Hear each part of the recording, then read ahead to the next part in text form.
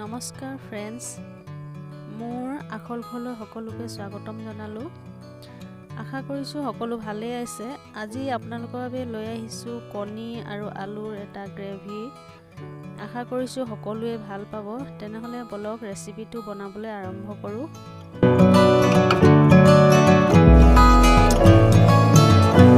প্ৰথমে মই কি লৈ লৈছোঁ চাই লোৱা হওক। প্ৰথমে মই কণী 4টা লৈ লৈছোঁ। তাৰপিছত হালধি, ধনিয়াৰ গুড়ি, জিৰাৰ গুড়ি আৰু জলকীয়াৰ গুড়ি লৈ লৈছোঁ।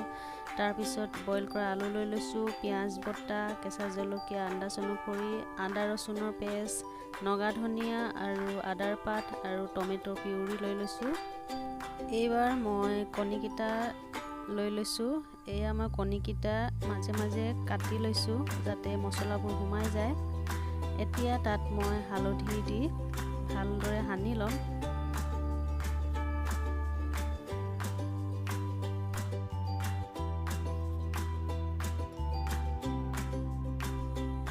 কণীকেইটাত ভালদৰে হালধি সনা হৈ গৈছে।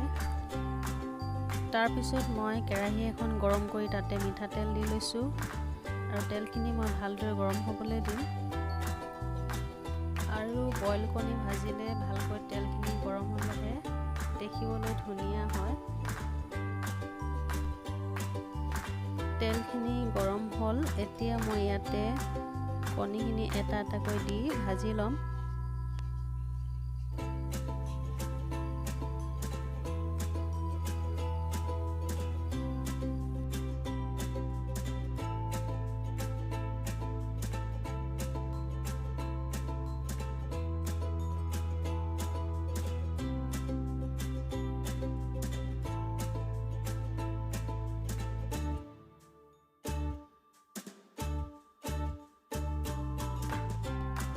কণীকেইটা ভজা হৈ গ'ল আৰু এইকেইটা মই নমাই লৈছোঁ।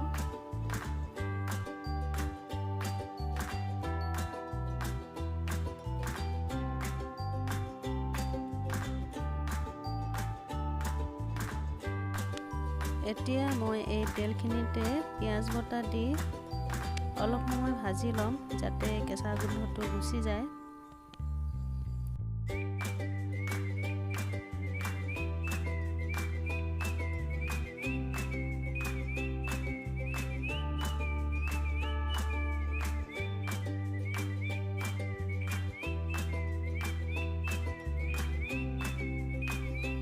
পিঁয়াজখিনি ভালদৰে ভাজি ল'লোঁ। এতিয়া মই ইয়াতে আদা ৰচুন খুন্দি লোৱা আৰু কেঁচা জলকীয়া কেইটা দি লৈছোঁ।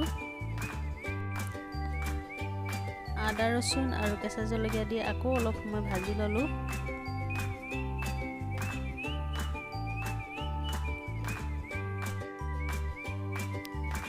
এইবাৰ গোটেইখিনি মছলা দি আকৌ 1-2 মিনিটৰ আমি ভাজি ল'ম যাতে তেল ওলাই যায়।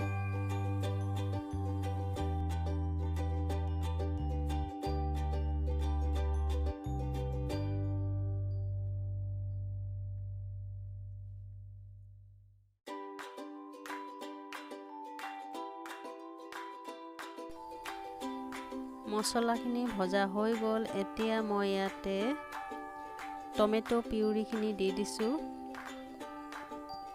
দি ভালদৰে আকৌ লৰাই ল'ম।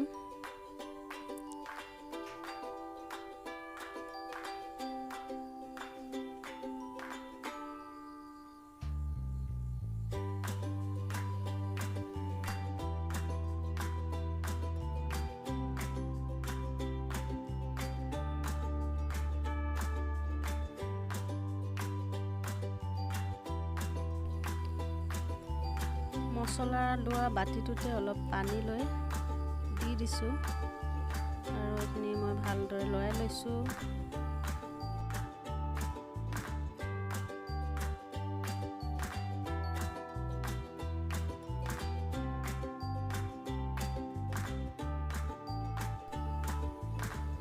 এতিয়া মই বইল কৰা আলুখিনি দি দিছোঁ আৰু লগতে আন্দাজ অনুসৰি নিমখো দি দিছোঁ।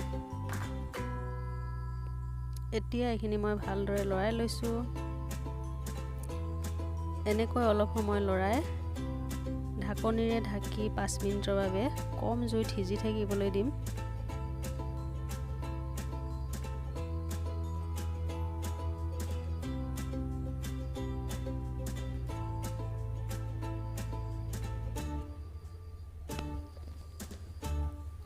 5 মিনিট হৈ গ'ল আৰু এতিয়া মই ঢাকনি উঠাই চাই লৈছোঁ। মছলাৰ পৰা তেল ওলাবলৈ ধৰিছে আৰু কালাৰটো ধুনীয়া হৈছে। এতিয়া মই ইয়াতে গৰম পানী অলপ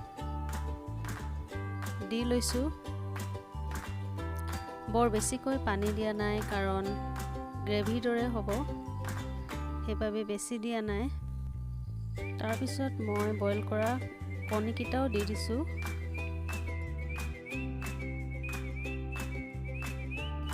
আৰু লগতে আদা আৰু নগা ধনিয়াৰ পাত দি উতলাই ল'ম।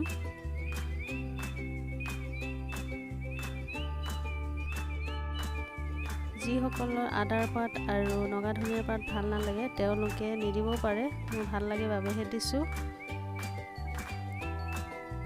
আৰু মই এইখিনি এতিয়া ঢাকনিৰে ঢাকি 5 মিনিটৰ বাবে উতলি থাকিবলৈ দিম।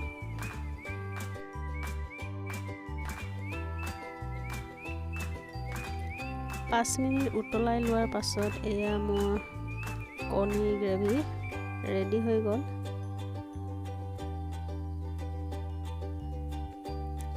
আৰু মই এতিয়া গেছটো অফ কৰি এইখিনি চাৰ্ভ কৰি ল'ম। এই ৰেচিপিটো ভাত বা ৰুটি, পৰঠা যিকোনো লগতে খাব পাৰি।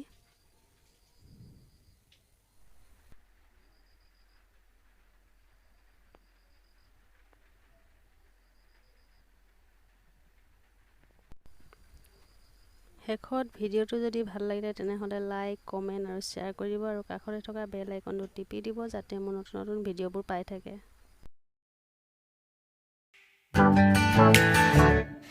Flavors of love.